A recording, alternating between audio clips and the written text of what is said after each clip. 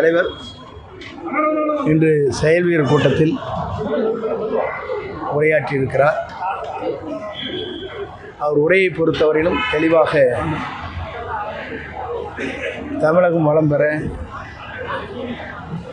ஒரு தூய்மையான ஆட்சியை தமிழகத்தில் தருவதற்கு ஊழலற்ற ஆட்சியை தருவேன் என்று முழக்கமிட்டிருக்கிறார். அதை ஏற்றுத்தான் இந்தியாவிலே தமிழ்நாட்டிலிருந்து பல நாடுகளில் இருக்கின்றவர்கள் ஏறத்தாழ 3 லட்சம் பேர்கள் எப்போது தேர்தல் வரப்போகிறது என்பதற்காக அவர்கள் அந்த தேர்தல் நாளை நோக்கி பயணம் செய்து கொண்டிருக்கிறார்கள்.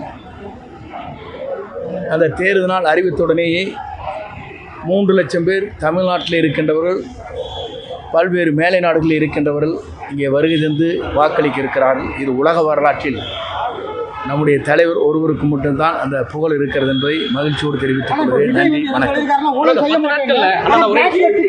செய்திகளை உடனுக்குடன் தெரிந்து கொள்ள கீழ்கண்ட கேபிள் மற்றும் டிடிஎச் நெட்வொர்க்குகளில் எம்நாடு செய்தி தொலைக்காட்சியை காணுங்கள். பாதகம் செய்பவரை கண்டால் நாம் பயம் கொள்ளலாகாது பாப்பா.